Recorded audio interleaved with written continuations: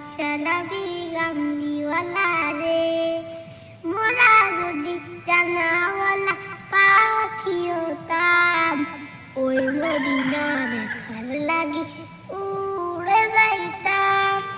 হৃদয় জুড়ে দেখলাম আমি, হৃদয় জুড়ে দেখলাম আমি নয়ন ভরে, দু জাহানের বাদশা নবী গামলিওয়ালা রে, দু জাহানের বাদশা নবী গামলিওয়ালা রে।